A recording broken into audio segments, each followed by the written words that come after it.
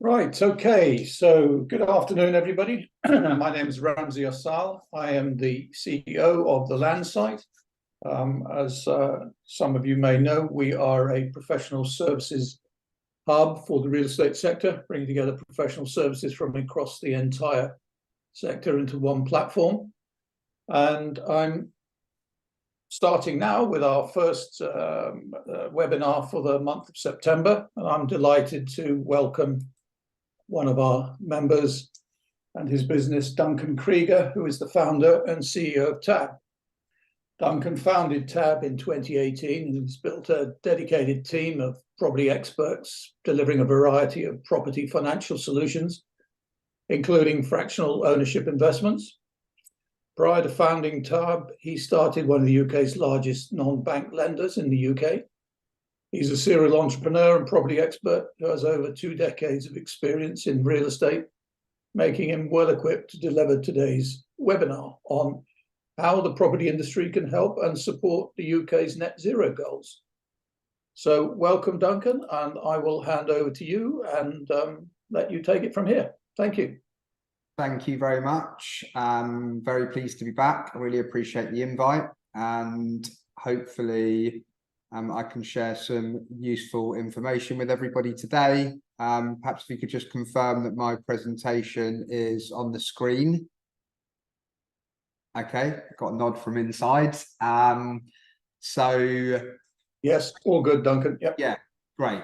Thank you very much. I'm really pleased to be here, and also just as a kind of quick note on the topic of today, which is how the property industry can support the net zero goals for the UK specifically. I don't claim to be an expert in this field. It's something that I'm passionate about. I'm very keen to understand and spread the message, and to see how businesses can get involved and help. But I certainly don't claim to be an expert. So I do welcome questions or even corrections if you think it's appropriate. Typically, we would wait till the end to ask any questions. So for the next sort of 20 minutes or so, you can listen on in to me delivering this presentation. So without further ado, I will start the presentation. So very quickly, I'd like to start with an introduction to TAB, just to set the scene. So those of you who didn't see me on the last webinar with Landsite will just get a feel for exactly who we are. So I'm Duncan, I'm the CEO of TAB. I've been running the business now for almost 6 years. And as was in the introduction, I've been in this industry, sort of property and finance world, for more than 20 years. Although I don't look it, that's kind of where we're up to. So I founded TAB. On a personal level, over my career, I've overseen more than £3 billion worth of property loans and many thousands of properties that I've personally held the pen on underwriting, overseeing, and seeing loans through to redemption. And just a bit more on TAB is that we pride ourselves on having a best-in-class team. So surrounded by me, and I was taught early on to surround myself with good people. We have in-house lawyers, underwriters, very experienced salespeople, a team full of very capable tech developers, and we have a focus on innovation, but we also try to remain personal at all times. So number 3 here is TAB really does 3 main things. Number 1 is we manage money, and we manage money on behalf of private investors and also institutions, American debt funds, etc. Constantly trying to develop our relationships with different funding partners so that we can continue to innovate in the space. Obviously, we lend money. So in the simplest way to describe is we are a mortgage lender. We lend money secured against property. Historically, that would have been for kind of 1 to 3 years, so more short term.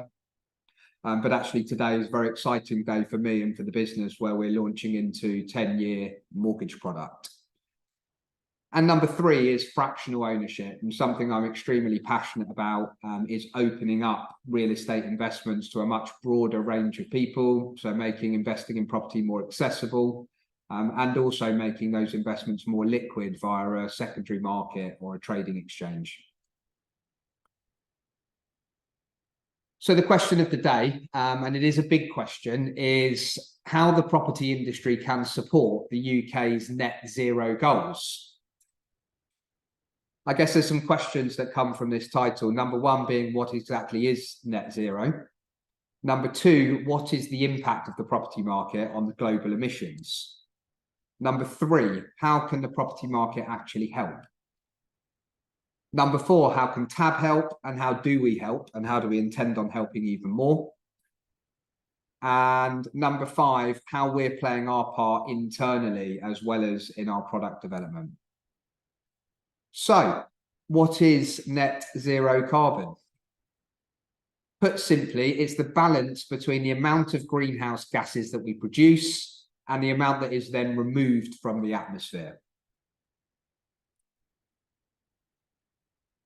The government has committed to a legally binding net zero emissions target by 2050.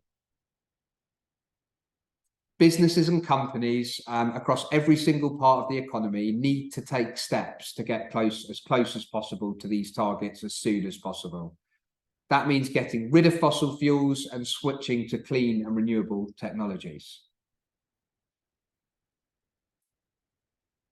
And number four, the property industry does actually play a huge role in this, in reducing carbon emissions and maximising energy efficiencies. The world can start to tackle climate change. What exactly is the impact of the property market on these global emissions? The threat of climate and depletion of resources, the threat of climate change and depletion of resources has led many people to factor how environmentally sustainable companies are when making their choices, from investing to borrowing. Environmental concerns really are vast.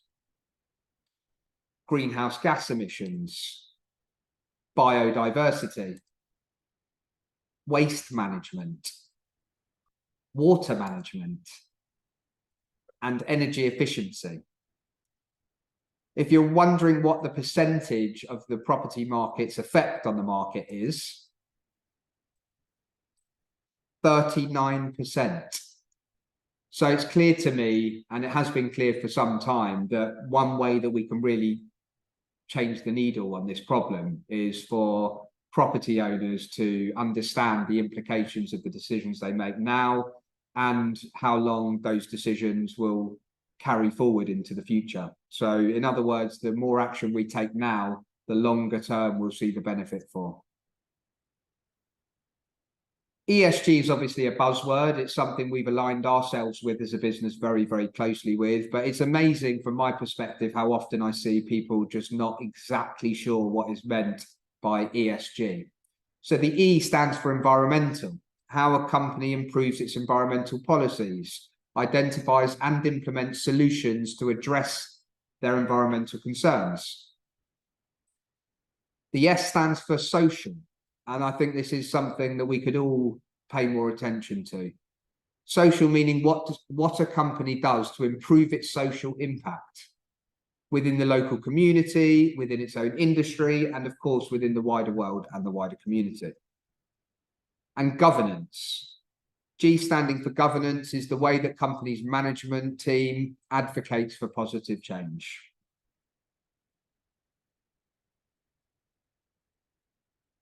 So how can the property market actually help? Well, number one, we need to identify the contribution the property industry is having on the planet. So we just looked at the headline figure, the number is huge, almost half of the problem is caused by the property market. You've got to remember that property is the largest asset class on earth. Every town, every city is full of these properties where people live, where people work, where people hang out. So property itself covers a very broad mixture of everything from your residential home, the place that you live, through to where you work, what you do on a daily basis. Number two, consumers are becoming aware of the need to decarbonise their homes, and we're constantly looking for ways to increase longevity of their properties. Investing in sustainable upgrades, although expensive sometimes, can lead to sustainable tenancies and longer term income, longer term can be covenants. Number three, we can encourage much more adopting energy efficient measures, EPC being a really simple and easy way to monitor how a business, how energy efficient a business is.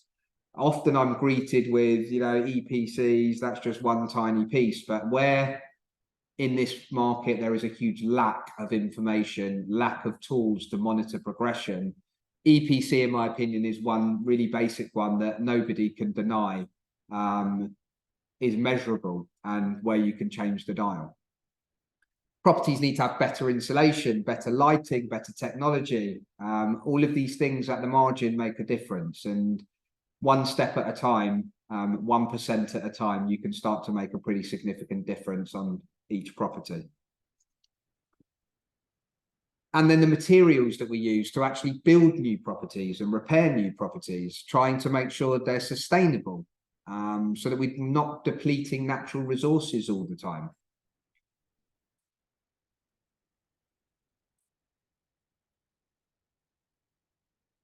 Don't worry, there's more. There's more ways the property market can help. One is by aligning ourselves with the UN sustainability goals. So as well as having these extremely high targets that have been set, there are steps and measures in place, and there is a bundle of information online. And on a personal level, I found that the UN sustainability goals are very broad, but what's important is to take time to read them, to research them, to understand them, and then to align yourselves with just a few that are most appropriate to you and your business. Again, actions like energy efficiency in buildings, renewable energy sources such as solar and heat pumps, ground source and air source heat pumps, water conservation, reducing waste, and promoting sustainable communities can significantly cut greenhouse gas emissions. Businesses can drive continuous ESG performance improvements through a framework of evaluating, creating, and implementing, and then re-evaluating progress on an ongoing feedback loop. And by selecting an ESG lender, an investment house that aligns their capital allocation for positive change. And that's something that we feel very passionately about, and we're trying to put into the forefront. So if you wanted to know a little bit more about the UN sustainability goals, I can tell you that there are 17 designed to as a blueprint for peace and prosperity for people and the planet now and in the future. I think it's worth reiterating that. The UN sustainability goals are specifically designed for the following: for peace and prosperity for people and the planet now and in the future. And I think it's really difficult for people to deny that that is a really positive thing. Here they are. And for anybody that wants more information, we'd be delighted to share this presentation or anything specific with you afterwards. I'll leave it on the screen for a couple of seconds so that you can review 1 to 17. But to give you a good idea, some areas on here for TAB where it might not be absolutely obvious, but things that we think we can do to help affect this are number 9, industry, innovation and infrastructure. It's something we want to align ourselves with. We want to be more forward thinking. Poverty is something that we, as a business, as a human being, I want to try and avoid. And you can look as far away as you need to see evidence of how this affects real people, but also you can look on your doorstep. Most high streets suffer from these problems on a simple level. And for TAB, we find it most rewarding aligning ourselves with a charity down the road called Gratitude, where people literally queue up at the food bank every single day. what we do with that charity is try to reduce waste by obtaining food from businesses that don't need it or don't want it and redistributing it to those through people giving up their time and their energy to help others around them. So what do I mean when I talk about the ESG feedback loop? And I think the purpose of this is to represent a never-ending cycle, if you like. So we need to evaluate. This is how we look at this as a business. First thing we need to do is evaluate the problem. We conduct thorough assessment of the business, and you can benchmark against all sorts of different standards, but you need to take the time to step back and evaluate what's going on. And one of the most difficult things to do at this point is to be honest with yourselves and be honest with your observations. After that, you need to create something. So armed with the insights from your assessment, you can develop a strategic roadmap.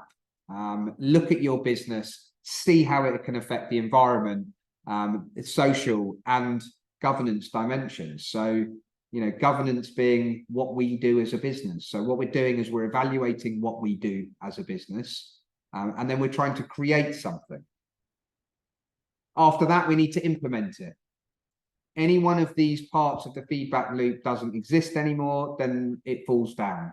There's no point evaluating the problem if you're not going to implement something afterwards. There's no point putting a strategic plan in place to tick a box if immediately afterwards you're going to move on to something else. So again, the reason this is so important to me is because this isn't a three-step process to winning this problem. It's a three-step process that needs to be repeated on a daily, on a weekly, on a monthly and an annual basis. So we're evaluating the problem, we're creating ideas and roadmaps and thinking about the future, and then we're implementing. So for us, we've looked at this in the context of the new product that we're launching, which is obviously topical and on my mind today.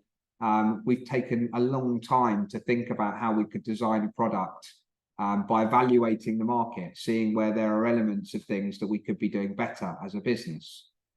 Then we've created a new product. We've spent countless hours and late nights thinking about how we can get this product to market, how we ensure that it is sustainable, that people like it, that people want it, that they can access the product.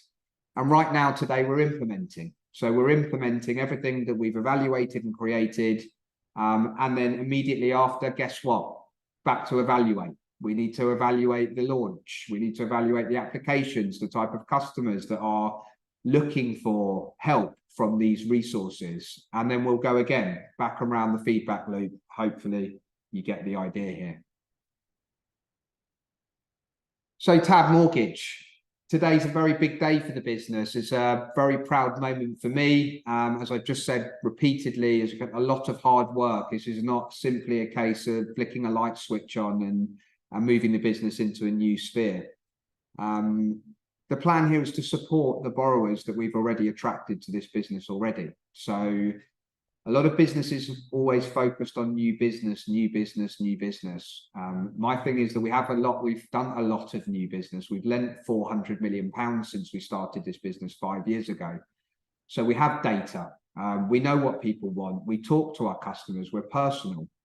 So we've gathered the feedback. We've looked at the market, and we've tried to come up with something that we think gives people a much more of a full cycle offering rather than just funding a very small piece of their funding requirements. I'm very proud to say that we believe that we are the most comprehensive ESG product in the market. I said earlier that EPCs were an easy way to measure, and I think a lot of lenders have started to do good things by aligning themselves with those EPC measures. However, that's not all that we can do. So we've taken the EPCs, and we've thought carefully about how we can incentivize people to improve their property. But we've also looked at other areas like the things that we've discussed today, the social and the governance elements of ESG. And then for what I would call good behavior around these elements, we'll be applying a discount to the borrower. So typically when a loan comes to the end of its term, there is an exit fee applicable, and with Tab, there's no different. However, what the big difference is that we will apply discounts to that exit fee for every single step and measure that is taken on this ESG drive. So an exit fee can be reduced by up to 50% in incremental stages. So it's not you need to do all of these things in order to apply for a discount. If you can evidence that you've done something, we'll give you a discount. If you can evidence that you've done something really, really good, we may give you two 0.25% discounts. So the discount ranges from 0.25 to 0.75%. The amount that you have to pay TAB at the end of your mortgage is reduced by almost 1% just for getting your property from an EPC failure to an EPC C or B or A. Now, the government, with their drive for net zero carbon, they've implemented this as law for landlords. So we're not asking people to do things that they don't think is necessary. We're asking people to do things that is absolutely necessary and is a legal requirement. And for doing that, we will incentivize them. An EPC A will give you the highest possible discount, and even an EPC C rating will give you the discount. Sustainability, there's another discount on offer. So reduction in a business's environmental impact, showcased by any sort of upgrade that we touched on before. So if you introduce solar panels or electric car charging, or you increase your insulation, or you put some technology in place that you think will reduce your effect on the environment, that will also entitle you to a discount, irrespective of whether or not your EPC is A, B, C, or D. And we haven't stopped there, because on social, and I think this is really something that people shouldn't need to be told to do more of, but on the social elements as well, where we can see evidence that a business or their tenant is aligning themselves with a charity, like TAB does, and like many, many businesses are starting to do. We want to reward them for doing so. And again, these things are really, really important to me, and I really hope that we can make a difference and that this message sinks into just a few people. It will start to make a difference. So I also just wanted to touch a little bit on how we're playing our part as a business, how we're doing what we're doing to affect these things. So we understand our responsibility towards the environment and sustainability.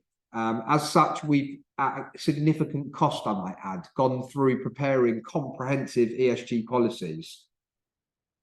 Where some of these things were outside of our understanding and our capability, we sought the help of experts and spent a lot of time with them thinking about which areas we could lean on to make a difference. TAB's now implemented some relatively basic things, to be honest with you, but when you add them all together, that will make a real difference to the bottom line. So we've implemented a cycle to work, an electric car scheme, incentivizing people and giving them access to the government grants, incentivizing people to swap out their old bangers and replace them with a new energy efficient electric car. We also provide electric car charging and other facilities as such. Whether you cycle to work or not, in our office, we have bicycles that will allow people to take to cycle to the high street. I can see those out the window, actually, so that jogs my memory. Number 3, we've installed water coolers in the office. So again, simple. Obviously, we want to allow people access to clean drinking water. It's very easy to go and stock the fridge with plastic bottles, but we've decided to install water coolers and make it easy for people. We've given people reusable cups, and we clean them in the office at night, so that we're trying to stop people having excuses for why they're not doing their bit. And we've pretty much removed all plastic bottles and cups from the office. And you'd be surprised how difficult it is to make people change. We've gone one step further. We understand that food deliveries creates a huge amount of wastage, a huge cost, creates wastage, creates paper, plastic. It also creates emissions with delivery drivers running backwards and forwards to the office. Of 40 plus members of staff at TAB could require 10 delivery drivers to bring countless boxes and packages to the office twice a day. We took it one step further and we hired our own chef. And that chef is there to provide people with nourishment, proper food, home-cooked meals, salads, and to help people make good decisions. So in the morning, you'll see a yogurt bar with fruits and nuts, and in the afternoons at lunchtime, you'll see a salad bar with multiple different options, soups, etc. There's no plastics. There's nothing there. Imagine in the course of a week how much rubbish we can prevent from coming through this office. So TAB's roadmap, I'll show you what we're doing, is in the beginning of this year, we did our evaluation process. We evaluated our ESG position and we started to create a framework, which we called version 1.0. Version 10, that says, but I think it was version 1. In October, we started to educate the staff and the board about what we'd found. We started to implement energy efficiency policies, and we have an ESG working group. So people who take time out of their day-to-day role to spend time thinking about and evaluating and educating the rest of the business. In November and December, we did surveys. We prepared our governance. We developed Framework 2.0. And then we started to present our findings and our strategy to the board.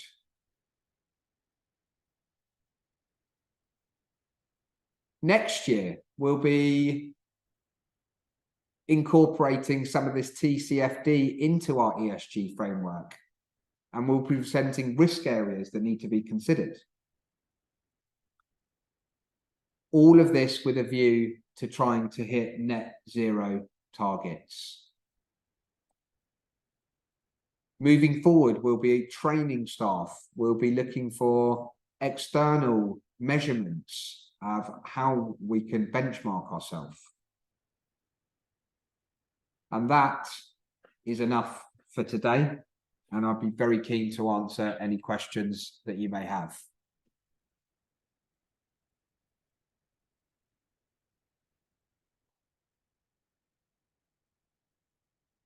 Not sure I'm able to see the question. We have a question from Tracy. Duncan, yeah. How does TAB mortgage help net zero? Well, I think hopefully I've sort of identified some obvious things here, but let's just take one simple example of where a client comes to us to purchase a rundown commercial property. And their intention is to hold that property for 10 years, and therefore they come to us for a 10-year mortgage. They would be incentivized for making improvements to that property and by improving its energy performance, and there'd be further improvements for installing solar, for example, and also electric car charging. So setting that business up to have longevity and to help battle these net zero targets would entitle them to a discount. And I think by incentivizing customers, you know, we really can start to help. And I think just on top of that, if you just take us as a relatively small business of our own, we also plan to be reducing our emissions, and therefore the double effect of those two things happening, one loan and the business being committed to it, we can, I believe, start to make a difference. Got another question here. What do you recommend to other business owners to do to help the planet? So what do I recommend? I think, you know, I've tried to be pretty succinct in this presentation, and really I think it's difficult to make people care about things, but what I would recommend is to think about, as a business owner, think about the things that you do care about. For me, I find it much easier to get on board with helping the local community. I've walked the streets of my local community since I was a toddler.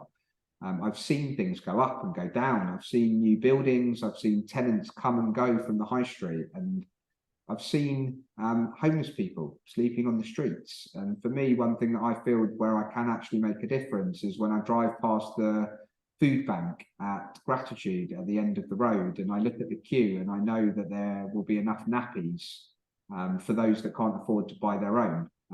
That really makes a difference to me.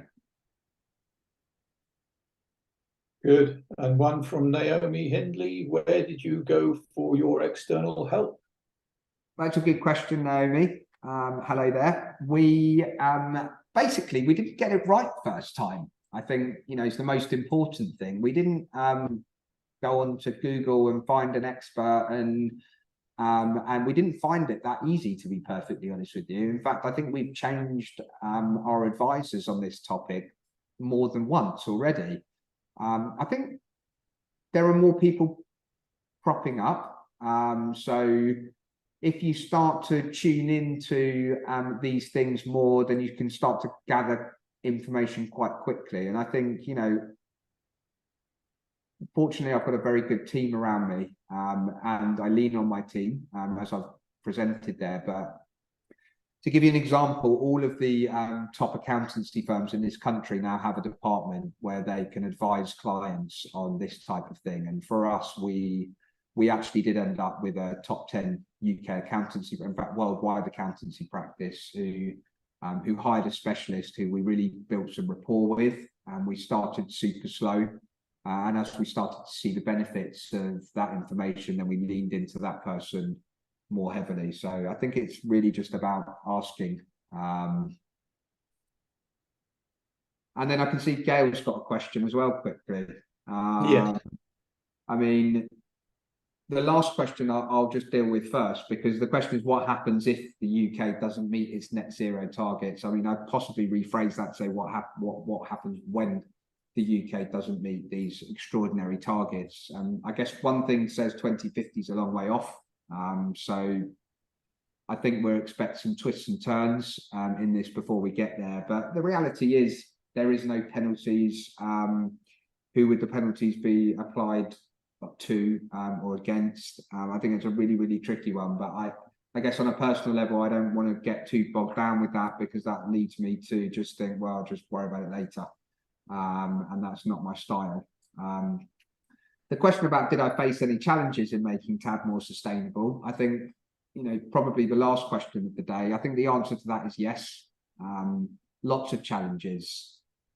Trying to change people's behaviours and habits is difficult. There isn't much upside to people directly on an individual level. Whether you drink water out of a plastic bottle or cup doesn't seem to affect people, and they don't seem to care that much.